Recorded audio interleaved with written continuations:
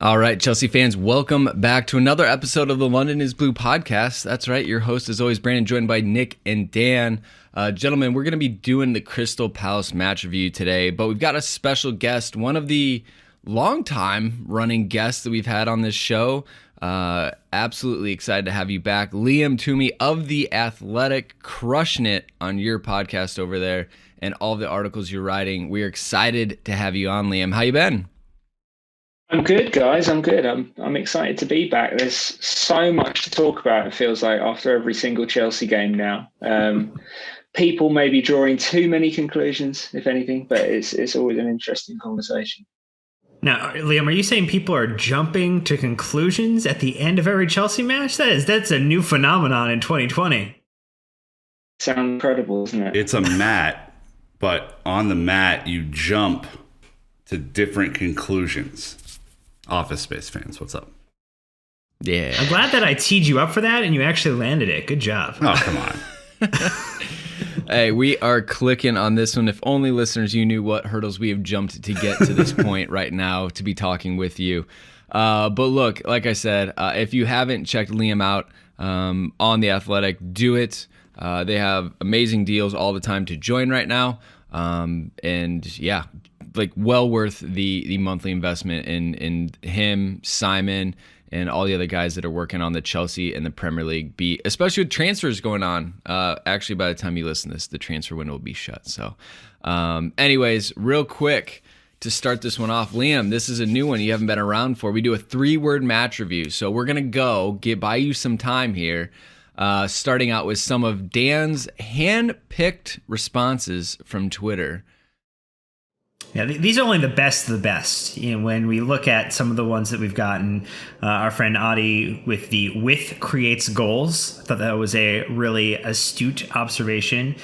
We had JL Hines, longtime listener, goal scoring defenders, Brick by Brick 505, second half savages. One from Treo Wolf, Peacock and Chilwell was quite wonderful. Peacock and Chilwell. Our friend Football Yan with Chili B Train.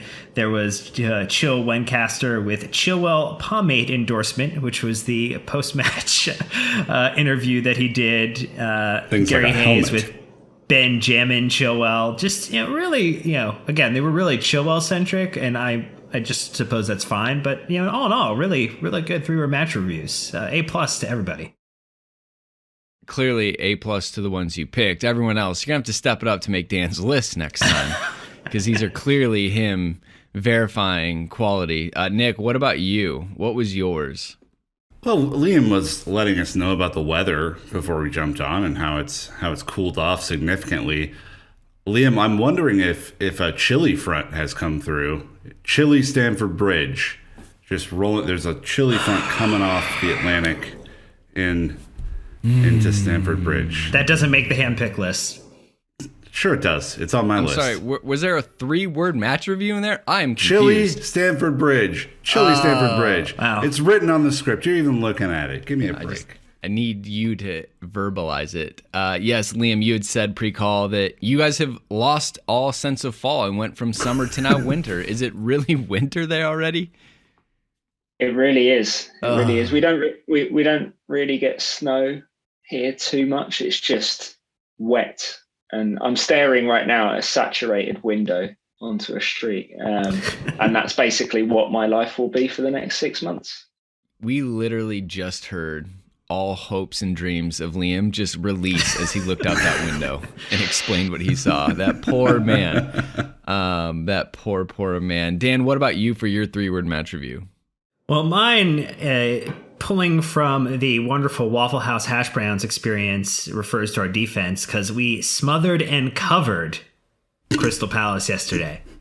Brought to you by Waffle House. Visit your nearest Waffle House. Yeah, Dan, tell me who I have to sell before you get into these engagements. You guys are going to get some tasty freebies, I think, in a week or two after that. I hope so. Really? No Waffle Houses in the Pacific Northwest, but if they want to find a way to get me some, I'd be down for that. I like it. I put Bounce Back Baby Dun, dun, dun, dun, dun, dun, No. Mm-mm. Wow, Anyways. these are awful today. Yeah. Look, I'm having fun. Liam, have we stalled long enough for you to give us a 3-word match review? Yes, everyone's banging on about Chilwell, and I understand why, but I'm going to go with Air Zuma returns. Ooh, okay. Yeah, Air Zuma. Dude can hop. I like it. We'll definitely talk about Zuma. He's been the consistent man at the back, becoming very trusted and reliable. So we'll get into that. But the other things we're going to discuss today, Ben Chilwell's excellent day out amidst a great day for the entire defense as well, even though he was the only one not speaking French. A look at the performances of 2 players that have been question marks, Callum Hudson-Odoi and Jorginho. Go ahead and touch on them. And then we'll our answered questions, Dan of the match, and look ahead to the end of the transfer window, which is today of recording, the Premier League table and everything like that. But as always, we always like to start said podcast with some thank yous. Thank you to Salem, Ciro Judden, and Simon for joining us up in Patreon. Let's hope that you're all in Discord by the time you're listening to this. We're working on it. Apple Podcast, thank you, Dan. Over to you, sir. Yeah, just shy of 1,000 now. We are about. You've been saying that for like a month. I mean, are we there yet? Is it? Well, as we were talking about it in the US Apple Podcast Store, it's about 8 away from 1,000, which is pretty fantastic. I mean, it's over 1,400 worldwide, so that's pretty exciting. But want to thank Yanjin, Rashonane, Dr. Jimmy Burngus. We had JJS99. We had Carcodile. We had JRJUUFCG. Don't know what that word is. Jazarinic, Junior Cavs, McSweezy, DSG, Mim Tizud, Is Nijor, J Ken Spiral Out Shank. Some of these are just a bunch of letters in a row, fellas. We got to figure this out. Zorro with an O and a 0_Z. Just well, thank you for making it difficult for me, because we all know I'm the best at pronunciations on this podcast. Not.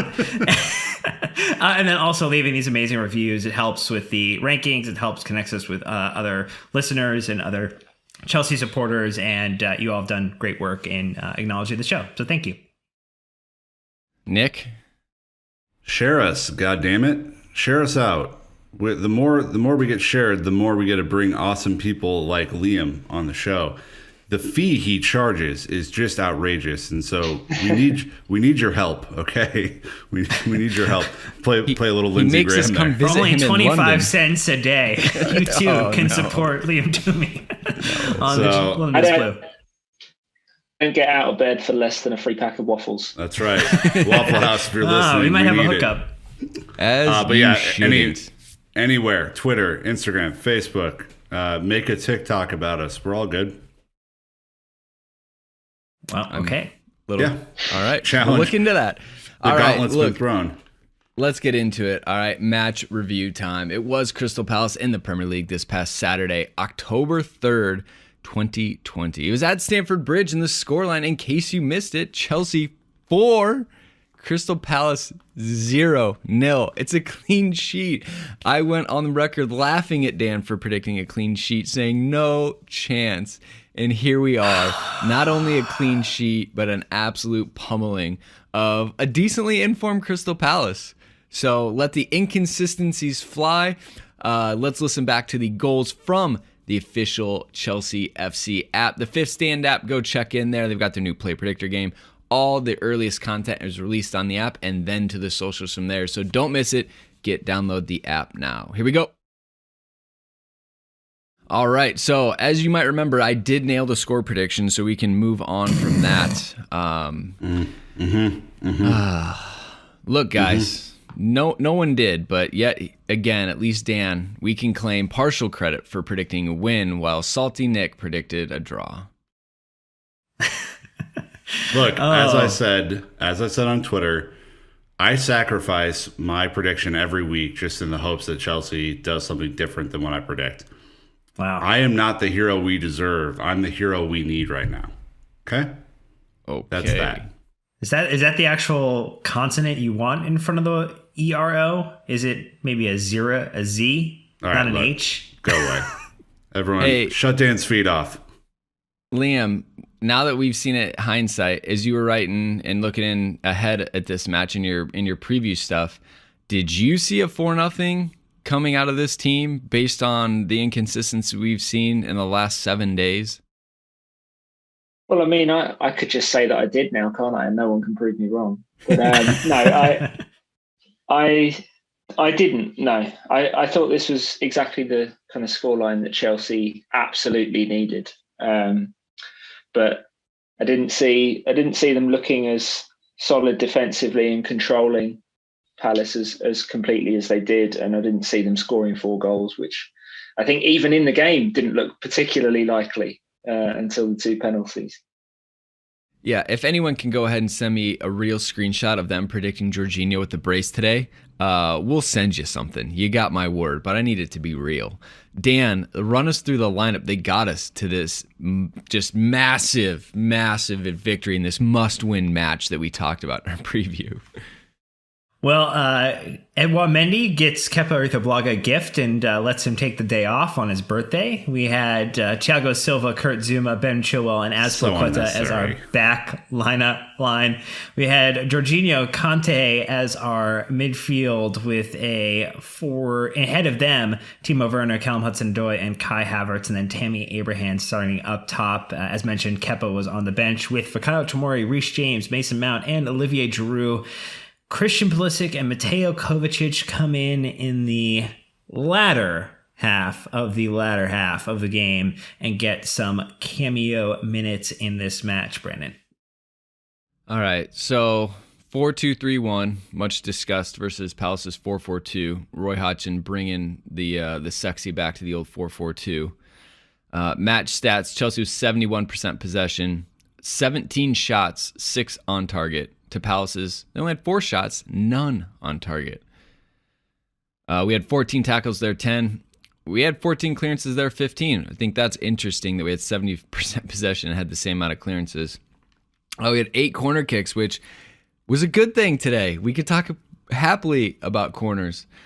We had a couple cautions and a bunch of fouls conceded. So anyways, the expected goals here, Dan, wrap us up before we get into the Chile B discussion. 1.0 plus 2 penalties for Chelsea to 0.2 for Crystal Palace. Scoreline of 4-0, outperforming the expected goals. We are redeeming some of our underperformance last season and getting them banked into this year. It was a little bit of a dividend payout, I think. Oh, it's time to cash in. I like seeing this where Crystal Palace, 3 of their 4 shots were outside the box. That's a great day defensively. I'm not going to say anything ridiculous, but I think Kepa would have done well today. Just saying. We need this type of defensive shell. All right, first topic of the day is Benjamin Chilwell, better known as Chile B, and the best offense, which is apparently defense. That's a cliche right there for all of you. So welcome to Chelsea, Chile B. The Leicester turned Chelsea man had a day out and certainly showed why he was on the top of Lampard's list of left back targets. Liam, I personally felt like it was a lot of money. There were alternative options that were similar. Having seen him in the flesh, even in his limited minutes, I am way impressed. Clearly, surprisingly, I did not do as much homework as the Chelsea scouting department did on Ben Chilwell, and he looks to be better than advertised at Leicester. Better than advertised. Is this what you're seeing, or is this just the Ben Chilwell that they knew they were getting? Well, I think he's better than he looked last season, because it was pretty widely acknowledged that he had a bit of a down year at Leicester. I think part of that was that his head had been turned a little bit. I mean, was a really long pursuit from Chelsea, and they kept their powder dry rather than moving for alternative left-back targets, because he was the one that Lampard wanted as an upgrade on that spot. And he also fit the club's profile for, in that kind of 21 to 24 age bracket on the way up. English as well, which always helps in terms of the core of the squad.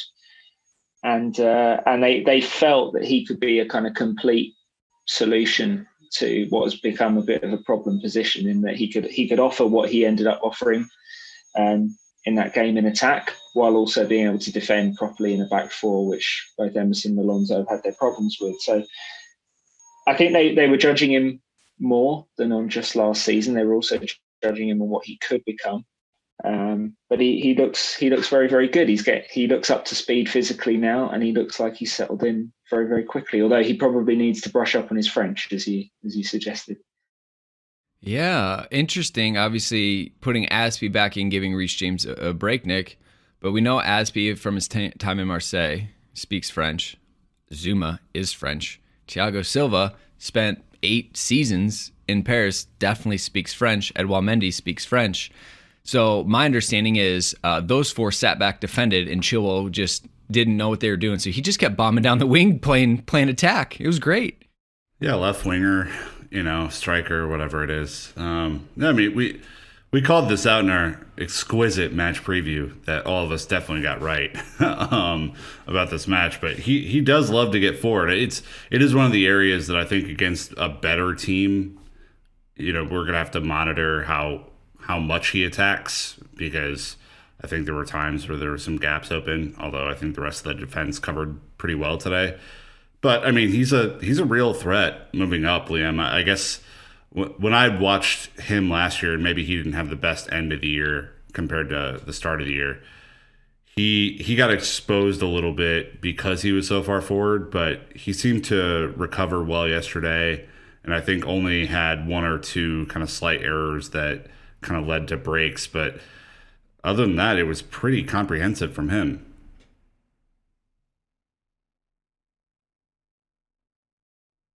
Was that to Liam? Yeah, sorry if I didn't call that out. Sorry. Nope, that was on me. No, sorry, I am here. So you want me to pick up on Chilwell? Yeah, essentially my point was that like he did have a couple of like little errors yesterday because he was so far forward, but he recovered better than maybe he did at the end of last year, was kind of the general point. Yeah, I think that's fair to say. And I think a big part of the reason why Chelsea wanted Chilwell was that he's mobile enough to cover the entire flank when needed. He's got plenty of stamina, plenty of speed. He's got defensive instincts, which I think Chelsea are expecting him to improve. He's got Ashley Cole at Cobham that he can learn from and ask for advice whenever he wants. So I'd expect him to improve a little bit on that end. He showed really good composure. I remember at one point in the second half, playing out under pressure, beating about 3 different Crystal Palace players that were trying to take the ball off him. It may be an issue against better teams that he goes forward a lot, but I think that's more of a systemic thing, and Lampard trying to balance the team to make sure that they have enough bodies so that when fullbacks do attack to swing those crosses in. It will happen with Reece James on the other side as well, won't it? They just need to make sure that they've got that balance at both ends of the pitch. Yeah, both of them, Brandon, can be a problem. they both love to get forward. So I think the backline is just going to have to remain in sync like they did yesterday, which again I think was probably for Chelsea fans who have long awaited a clean sheet, probably the most impressive part of the performance. Correct, and it being pretty comfortable as well in the clean sheet. Edouard Mendy with 0 saves and a clean sheet. Pretty good day out. But I thought he was dynamic. I thought he did well in the sense of finding his opportunities to go forward. And again, Liam, him dancing away from 3-4 attackers and our defensive third right outside the box had me on pins and needles, but he escaped unscathed. And so you just sort of like, okay, you've got that in your locker as well.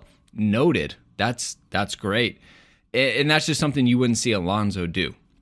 If we're just comparing to assets that the club has at their disposal, that's not something Alonso's going to do. He obviously has better pace than Alonso.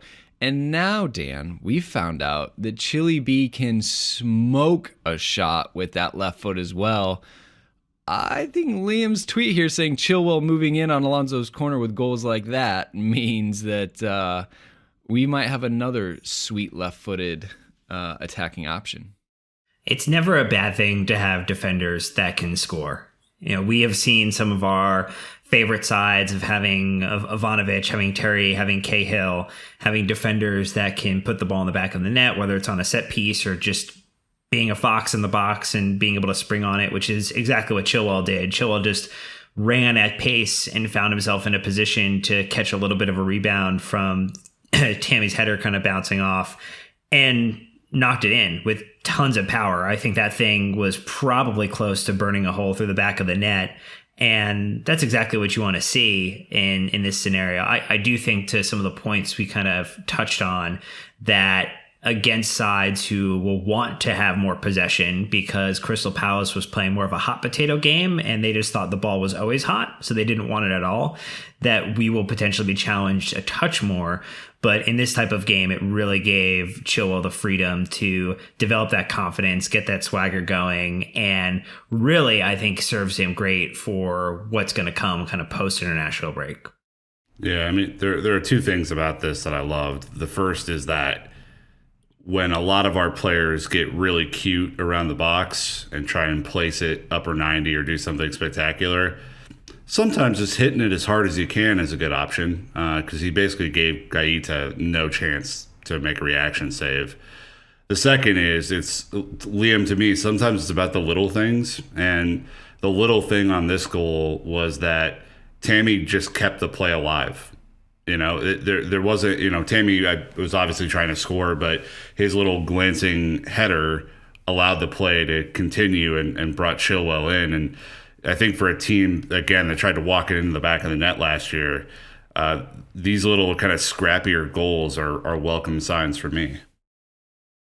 Yeah, absolutely. And I think particularly against the Roy Hodgson team, it's very, very difficult to look good against the Hodgson defence with those very compact banks of four, and Chelsea experienced that in the first half. The other thing I liked about that goal was slightly before what Abraham did, which was it was pretty much the first time that Callum Hudson-Odoi had really tried to commit his man one-on-one.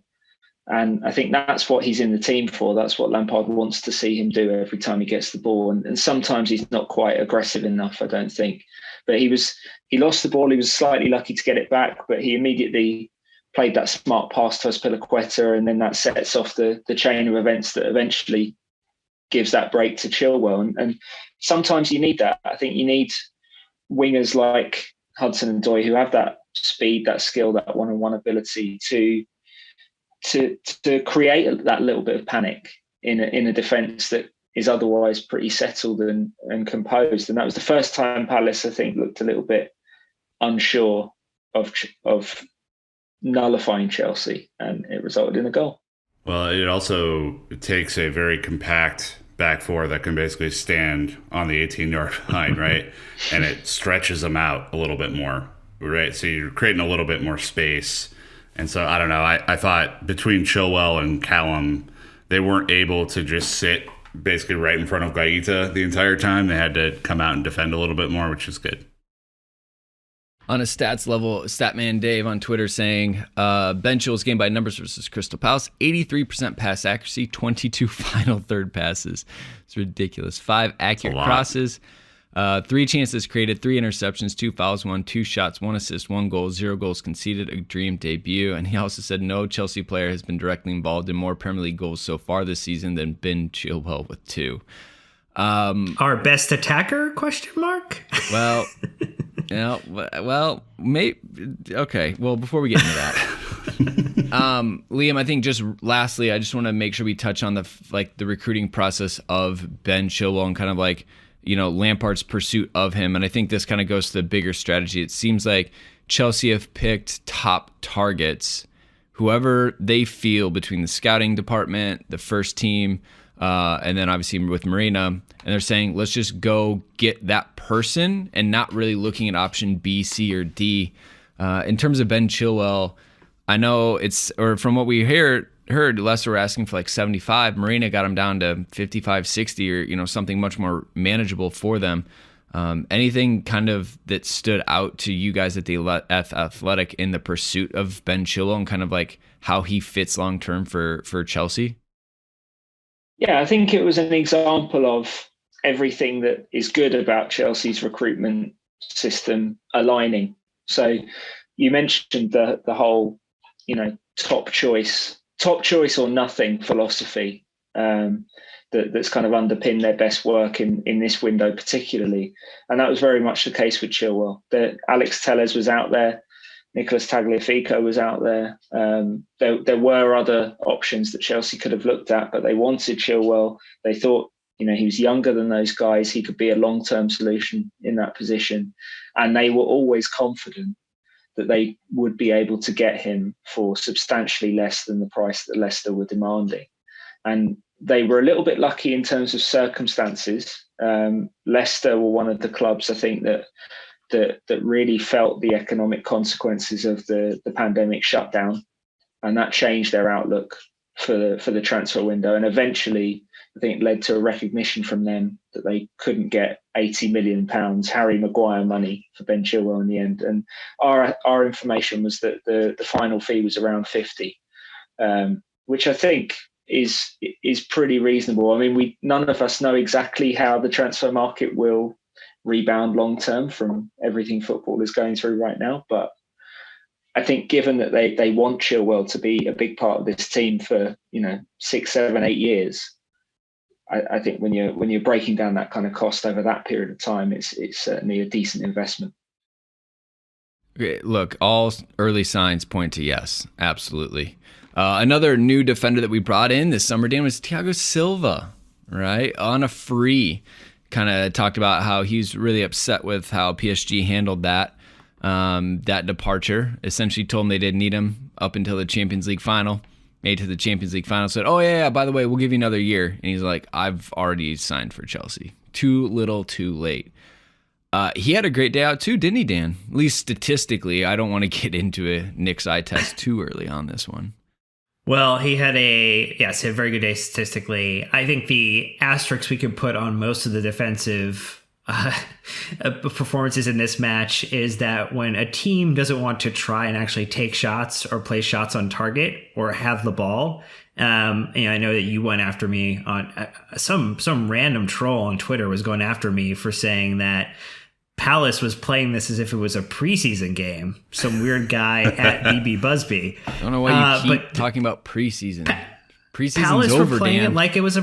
Palace was playing like it was a preseason game. There was no energy. There was no fight. There was no desire to come at Chelsea and to try and do something to get us. So that is my asterisk on all the defensive performances. But in that context, Thiago Silva did have a very nice day out, had 120 touches, had 107 passes, 5 recoveries, 4 clearances, 4 total duels, 2 interceptions, 1 chance created, 1 block, 1 really excellent tackle that he put in. And much like, surprise, our other defenders helped keep a clean sheet. Overall, nice day out, good type of game to get him acclimatized, good game to kind of set him up with what could be a back four pairing that continues for a large part of the season. And, maybe outside of the Azpilicueta and Reece, depending upon the dynamics of a particular match. But in general, I thought, as our Discord calls him, Papa, because he's the old man defender in the back, it had a really nice day out.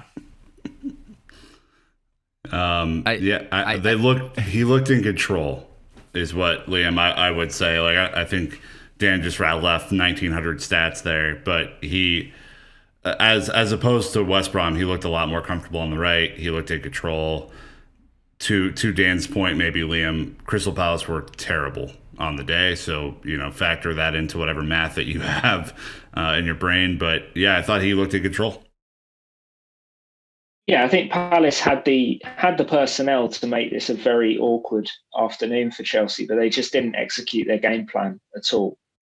They didn't play the right passes out in transition to any of their fast players, and as a result, Thiago Silva was never really put in a position where he would have to scramble in transition. And I think the collective organisation of the Chelsea defence was good, but it was kind of the sort of day that I think Silva would have been used to at PSG, wasn't it? Where his team are just on top, playing the entire game in the opposition half. The other team can't really do anything, and it's quite a quiet, easy day for him. And he didn't let the ball run under his foot, which is always a good sign. that had the feel of like a freakish Steven Gerrard type moment. So I think it will probably prove to be the exception. But he still looks physically in very good nick for a 36-year-old, and that should give some optimism that he can be a significant positive this year. I definitely enjoyed him and Zuma were very aggressive with Zaha and Ayew, not really letting them receive the ball, on their back, stepping around them to intercept as well. And I just thought Silva looked very much up for it as well. The physicality, I don't think is going to be an issue for him in the Premier League. He looks ready for that.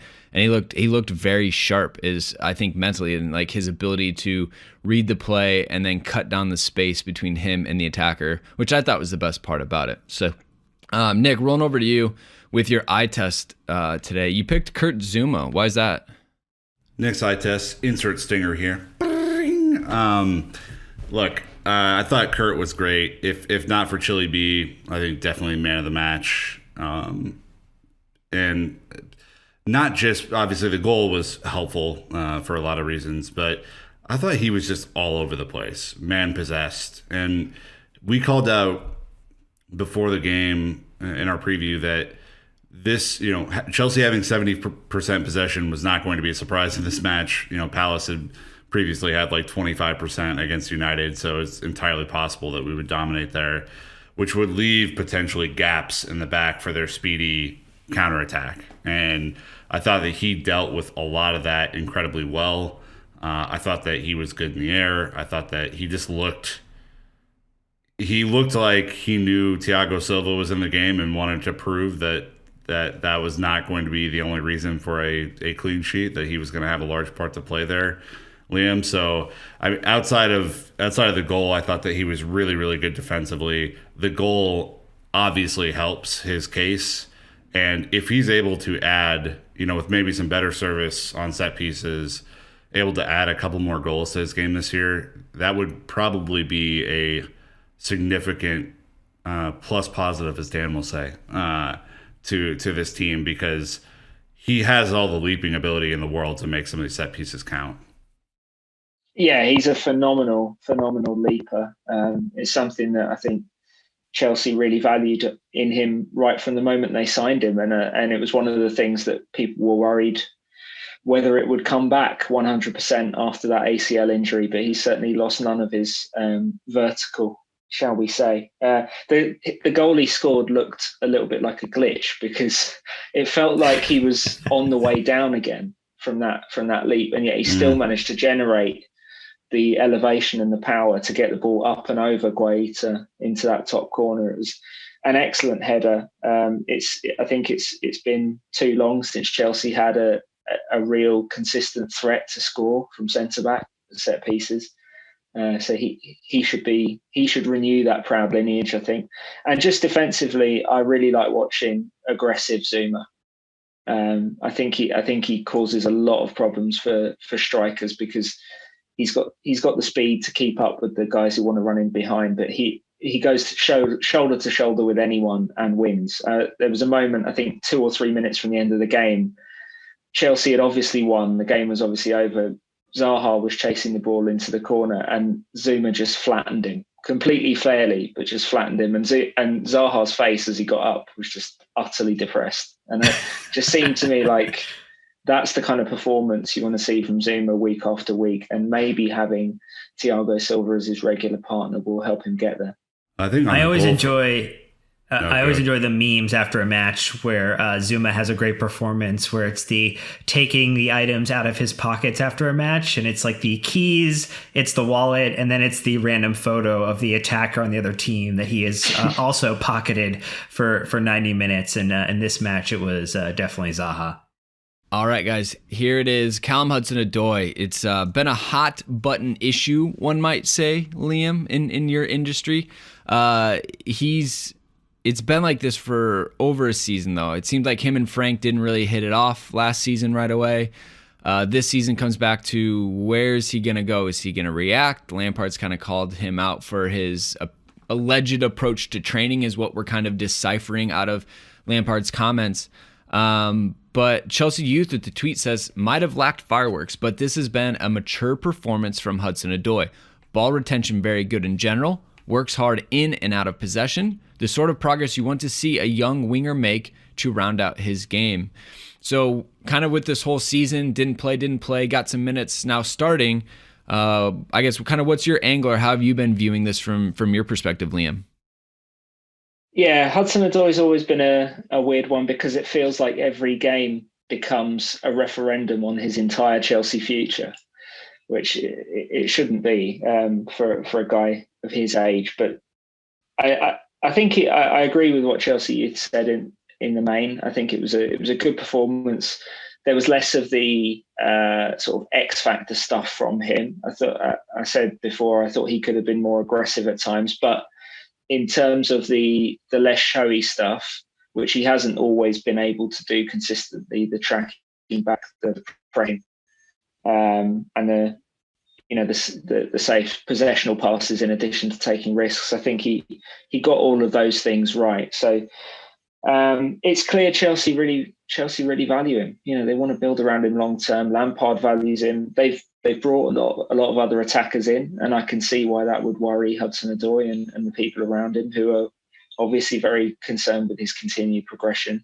And everything becomes that much more fraught when you have the constant spectre of Bayern Munich basically being in love with him in the background, and that that hasn't changed. That wasn't abandoned thanks to him signing a new long-term contract, clearly, because Bayern have not gone away. But he's a big part of Chelsea's future, and I think Lampard reiterated that after the game. He'll get more minutes because Christian Pulisic, they're still working him back slowly, and they want to make sure that they minimise his risk of re-injury. Same with Hakim Ziyech, so that there will be opportunities for Hudson-Odoi to shine, and there were positive signs against Palace. Who of the two of you want to go next, Nick or Dan? I'm trying to judge the facial to see who's just itching to get in. Nick, you look almost like you're holding something in. Let it out, Nick. Let it out. I'm stumped, Liam. I'm saying this in jest a little bit, so just for those who can't pick up on my comedic tones, what does Bayern Munich see in him that Chelsea doesn't? I guess is my question. Like it seems, as you said, there are plenty of opportunities for him to play this year. That we're going to have 4 matches in the next 12 days, something like that. So your core starting group's not going to play every match together, just due to rotation. Like, what does Bayern Munich see in him with their insane squad that they already have assembled that apparently Chelsea is not seeing? Or it's confused me from day one, because he has now 11 or 12 Premier League starts in his career, something like that. Like, it's not as if this is like the proven finished article by any stretch. Yeah, I think there is a political element to this as far as Bayern are concerned, because if you go back a couple of years, they missed out on Jadon Sancho, and Sancho ended up going to Dortmund and obviously exploding into the absolute superstar that he is now. And a big part of this, as far as Bayern are concerned, is they want their own Sancho. And a while ago, they identified Callum Hudson-Odoi as that guy. And it's easy to see why they did, because he and Sancho are virtually the same age. They played against each other at club youth level in academy football, played with each other for England. And for most of their youth careers, Hudson-Odoi was regarded as every bit as good as Sancho, maybe even better, depending on who you ask. So it's easy to understand why Bayern would look at him that way. And that has been, I think, very central to their pitch to him and to his camp, is that he can be their Sancho. And they pitched the succession with Robben and Ribery, which I think was very attractive to him at the time when he was weighing up whether to sign a new contract at Chelsea. Now the outlook is different, because Bayern are European champions. They have Serge Gnabry, Kingsley Coman. They've just signed Leroy Sané. They've got a fair bit of quality on the wing. So I think if you were Hudson-Odoi, players always back themselves, but there's a more perilous argument that you could play every week at Bayern than you could have maybe made a year or so ago. And certainly it's hard to argue there would be less competition there than there is at Chelsea right now. But Bayern really like him. Like I said, I think Sancho is a big part of the reason why. I think he's now gaining the trust to establish himself as a winger. He's clearly ahead of Ruben. He's probably ahead of Mason now, maybe not consistently. Obviously, Pulisic featured for 10 minutes in this match, and we know Hakim Ziyech still has to come back. To me, I would really love it, and I think Callum could be the third winger in this system. And with us playing every 3-4 days, he will get his opportunities. Bayern are much stronger in the attacking wide spaces than what we are. It is where we are right now. But to that point is, I just feel like he's gonna get chances. The problem or the question being, what are him and Frank like? What is that relationship like? Because Frank, it seems like he's a player's guy, but he's a bit tough on them because he built his career off hard work, coming in early, staying late. And if he doesn't see players doing that, I could see him kind of being like, well, you're just not working hard enough. And maybe that's the case, maybe not. But Frank's got a bit of old school mentality to him. And it might be one of those things where like, hey, I don't work best with you in that system under that, so maybe I don't want to be here. But I am hoping, and it sounds like Frank is warming with Callum. From Chelsea FC, the quote from Lampard after the match was that he adds that Hudson-Odoi did well in the second half when he took on the fullback and is very much a part of his plans. And I think that second part, very much a part of his plans, was intentional. But the thing I would say, though, is Bayern have a style and a way of playing that's pretty consistent, and they understand who their 11 is. And I think if I were Callum, just trying to put myself in his boots, as it were, Frank really hasn't figured out what that best attack looks like yet. And so if you are kind of thinking about potentially being a third or fourth choice here, and maybe even being a third or fourth choice at Bayern, is that ultimately you have the ability to understand maybe what your potential time looks like because you understand what the system is going to be versus maybe what Frank is still trying to figure out here. Okay. True. Just trying to provide a different kind of view on it. Maybe see why he's trying to push. No, absolutely. Yeah, I'm definitely not discrediting. I'm just trying to stall and buy myself time. So thank you for adding me, Dan. Really, really appreciate you on that one. Yeah, look, a loan option with a potential £70 million bid is massive. But, Liam, the catch is that it's only an option to buy him for 70 million. It's not we will buy him for 70. If you think Bayern were like, look, we'll buy him next year for 70, Chelsea cash in, I mean, that is a lot of money if it were guaranteed. It is. I think that would give Chelsea something to think about, certainly more than it would have been when Bayern were trying to prize him away when he had less than a year on his deal, or just over a year on his deal.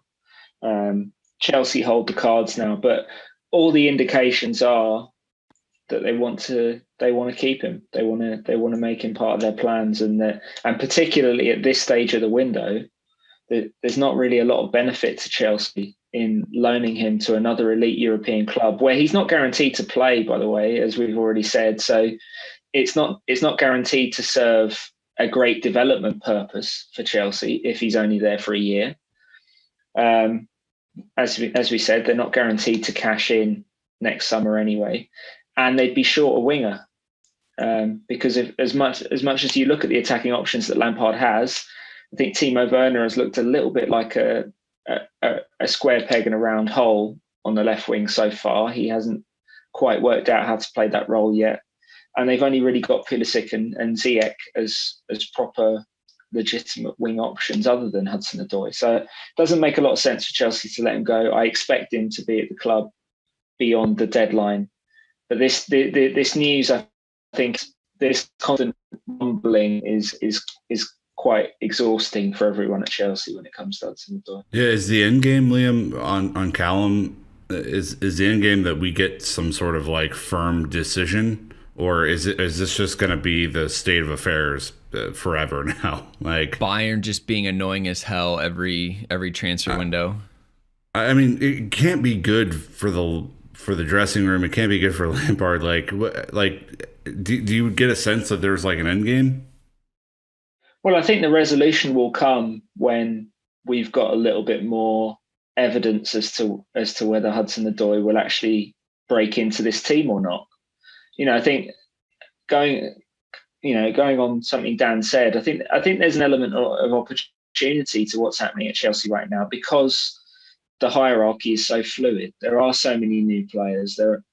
Lampard doesn't know exactly what he wants this team to be yet or how to get there. So I think every player has an opportunity to make themselves indispensable if they play well enough. And if Hudson-Odoi comes in and has a stretch like Sancho first had when he broke through at Dortmund, then he can make himself indispensable at Chelsea. He's got that talent. And if he does that, then I think this Bayern talk will go away very quickly because he'll be happy. He'll be playing at Chelsea every week, and Bayern will realise there's absolutely no chance of getting him. It's just while it's in this sort of purgatorial state where he doesn't quite know how much he's going to play, and Bayern still think there might be a chance that we're going to have this noise. All right. Last thing is a reminder, Chelsea committed to Callum with the massive deal when he was injured. All right. He's getting paid. Chelsea have given him a vote of confidence in the long run. It's just if his timeline matches up with Chelsea's timeline, and if those aren't synced like Liam said, then there's always going to be opportunity for Bayern to be obnoxious. But never forget Munich 2012 Bayern. Anyways, Jorginho, all right, had an interesting day, right? I was coming into this week saying I never wanted to see Jorginho Kovacic double pivot again. We saw Jorginho Conte double pivot. I was kind of surprised Kova didn't play this week. Look, Jorginho looked, as everyone is now affectionately calling him all of a sudden, J5. The temperature has warmed on Jorginho after 90 minutes. He is back. He is in our plans, Dan. He is the regista we always knew he had. But I will asterisk this, right?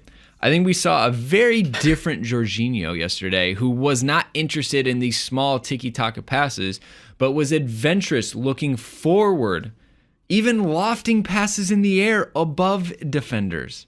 We did see a bit of a new Jorginho yesterday, and I don't think that was by luck. I feel like he has been given direction to play a different way.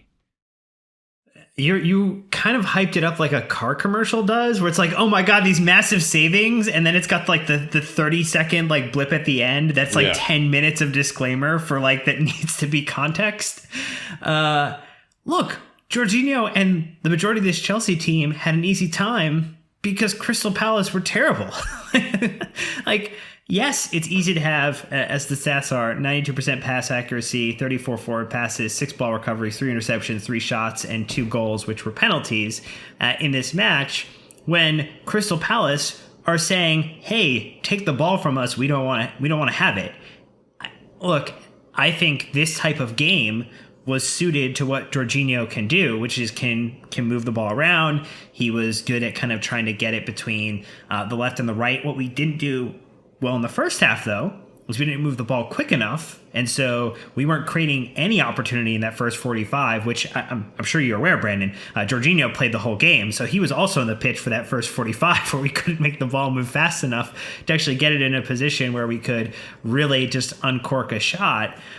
I don't think this is actually really any indication on what Jorginho's long-term situation looks like. I think it's more just we went up against a side where his style of play was not exposed. You know, again, when you go up against United or a Tottenham, Nick, teams that are going to be able to kind of attack really with pace and be a little bit more direct, like Liverpool, like his performance that he had today would be super exposed against a team that actually wants to have the ball and wants to kind of run through our midfield.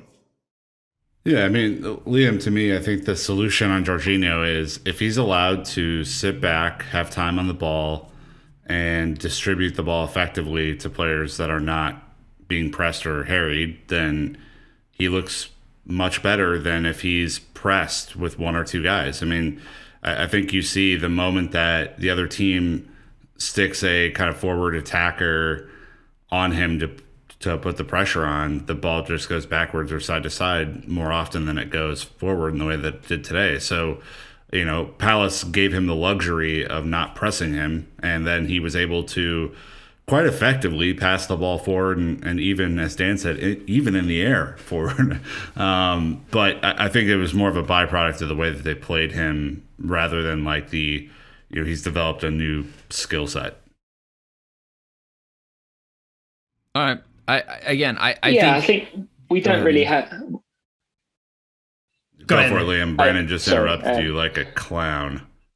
Dead space. Yeah, I think there's not really anything new for us to learn about Jorginho as a player at this stage, is it? He kind of is what he is. He's a player of considerable strength when, as he said, he has the time and space to play passes and dictate the tempo. And when I think he's aggressive about doing that and about keeping the pace up and keeping Chelsea moving forward wherever possible, he's of considerable value. And you just need to make sure that you have him in a structure that minimises the weaknesses that are equally as obvious. And having Kante next to him, I think, did help Chelsea in snuffing out Palace's counter-attacks before they could even get going. In an ideal world, he wouldn't be in the midfield that Lampard wants to build. We've got plenty of evidence for that at this point, but I don't necessarily think he's going to leave before the deadline, because there isn't really a market for him, and it wouldn't make a ton of sense for Chelsea to loan him out unless they can bring someone in. So unless they get some really late encouragement that they can get Declan Rice, they've had absolutely no encouragement from West Ham so far. I would expect Jorginho to continue to be part of this team. And I think Lampard will be prepared to use him, albeit always mindful of the circumstances of using him. Well, he is now the leading scorer in the Premier League this season for Chelsea with 3 goals, just ahead of Kurt Zuma at 2, and then Tammy Abraham, Ben Chilwell, Hudson-Odoi, Reece James, and Mason Mount all with 1. Exactly as we thought it would go this season, Brandon. Yeah, exactly as well. But I think Fabrizio said Jorginho is a player that Chelsea aren't going to loan. They're only going to sell because he does have such a high value being an experienced player. So in this market, it's going to be hard to move a player like Jorginho. So probably best case scenario is Lampard finds a way to make him work in this new system. And if Jorginho is going to be more adventurous with his passing, I think he's got a chance, at least to, he can't keep doing the same thing. That's for sure. All right, let's go ahead and work our way to the end of this one with our unanswered questions. What questions are we asking today that we still don't have answers for? And I think we have a few. Dan, maybe you want to kick it off? Sure. We've signed 2 wonderful German attackers in Timo Werner and Kai Havertz, and they have not scored in the Premier League yet. And so the question will be is, when will they score?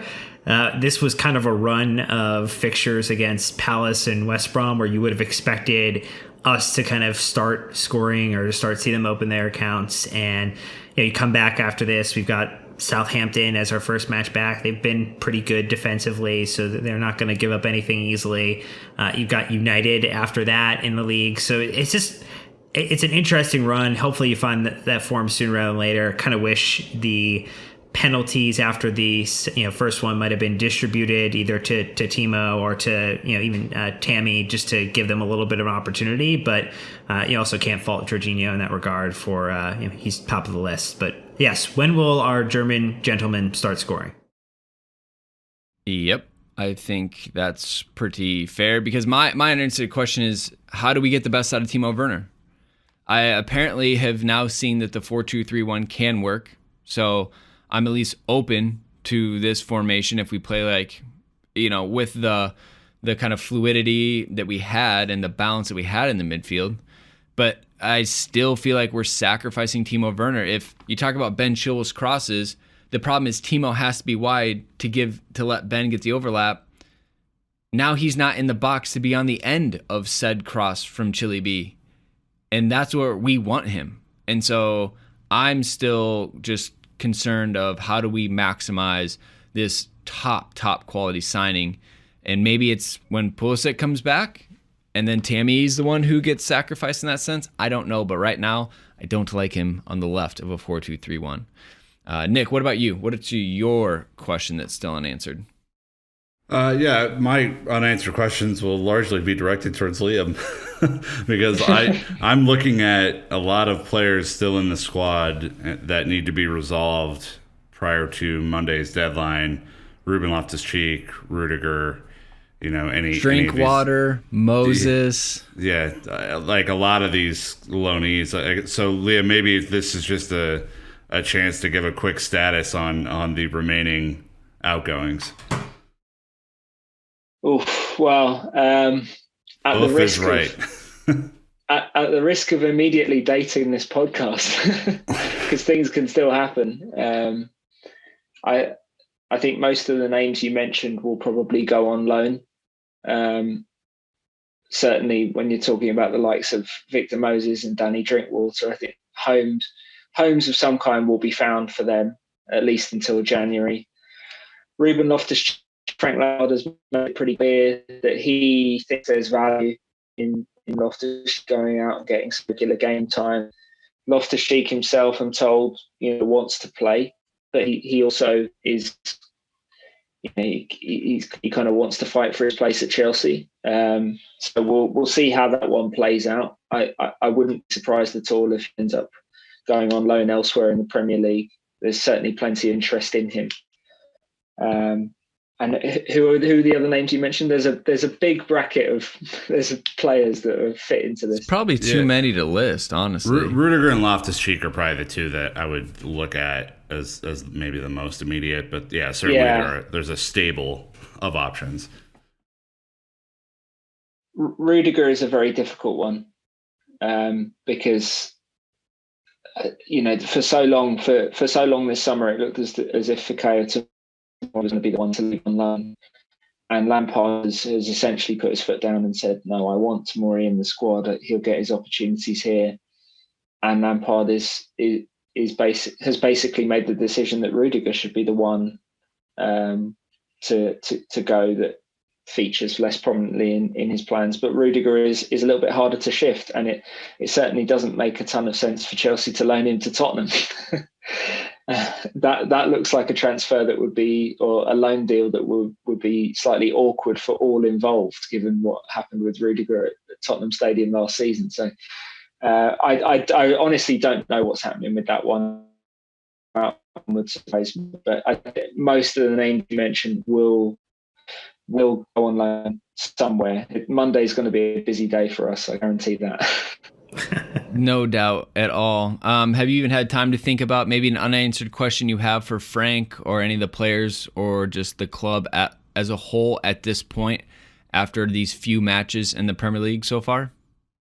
I think the unanswered question that's been bugging me since the moment he signed is, are we sure that Thiago Silva's 36? He has a visible age decade. So I'm not sure there is an answer to that. It fascinates me just looking at his ageless face and still very sort of toned. He's basically got a mid-20s physique and general appearance. So I find him fascinating. He found the Lazarus pits from Batman. I mean, just goes in occasionally, refreshes. He can't even grow facial hair. He's just that young-bodied of a person.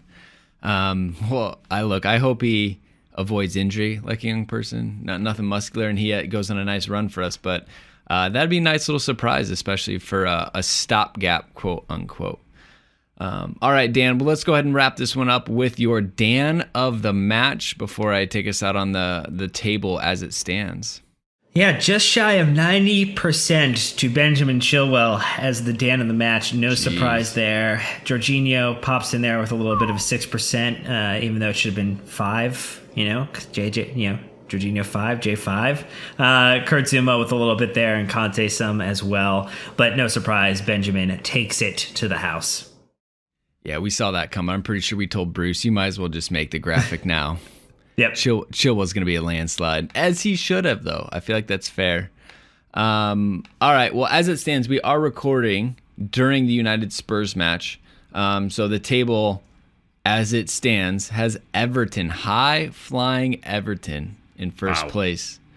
Leicester City second, Liverpool third, who have a game in hand. Arsenal up to fourth. Tottenham fifth, Chelsea sixth, Leeds 7, Newcastle 8, West Ham 9, Villa 10, Southampton 11, Palace dropping from 6th to 12th, Wolves 13, City 14, game in hand, Brighton 15th, United 16th, and it looks like they're not going to be getting any points from this match as it is currently 4-1 down a man. West Brom 17, Burnley 18, Sheffield United 19, Fulham 20th. Was it Jamie Carragher said on one of the Sky Sports things that he has never been more sure a team is going down than Fulham this season. So I don't know if Ruben necessarily wants to go there on loan if that's an option, but maybe doesn't care. It's not been probably great. Play a lot. Yeah. You would hope so. Liam, what's the biggest surprise for you in that table as it stands? Is it Everton or is it United? To be honest, I was more surprised that United got it together last season. I was expecting them to be a mess for pretty much the whole year. It's weird that the Bruno Fernandes effect has dropped off as suddenly as it kicked in. I guess probably the thing that surprises me is Sheffield United being winless in their first 4 games, because there was a certain element of the novelty wearing off a little bit and their unique tactical system maybe being found out as teams became more familiar with it. But for them not to get any points from their first 4 games is pretty interesting and slightly worrying for them. Yeah, definitely not the same from them. Obviously, they're down in 19th only because Fulham's goal difference is worse. But yeah, I think Wolves have kind of stuttered a little bit. West Ham, obviously with a massive victory, 3-0 over Leicester City. This is a weird table. Arsenal up to 4th, having won 3 and only lost 1. Look, it's going to be a wild season, I think. So we're going to have to take care of business when we can. And this victory against Palace, 3-0, is a huge step in the right direction. But hey, that's going to wrap us up for this episode. Liam, again, thank you so much. Go subscribe, pay the small amount of money to get a ton of value from him, Simon, and the rest of the team over at The Athletic. Anything we can do to support you? Do you have like a referral code that you get, cash bonuses based on the kickback that we can share out? Yeah. How do we keep you in furs, Liam? Well, I think we have the promo code that we use for people to sign up who listen to Straight Out of Cobb and Mar podcast, which is just theathletic.com/Chelsea pod. I can't remember what the percentage is. I think it might be 40% off or something, but it's reasonable value anyway. Perfect. We'll add that one. Nick, Dan, thank you as always. But the listener, you are the best part about this. So go engage with us on social afterwards. Or if you're on the Discord, easiest way, just tag at @nverlaney. He'll be right there to respond. You know how he does it. 7 to 10 business days. That's my rule. Written correspondence only. All right, let's go. We got to wrap it up. We will have a lot of midweek content, even though it's an international break. So have no fear. We are not going anywhere. But that is going to wrap us up for this match review. So again, thank you. And until next time, you know what to do. Keep the blue flag flying.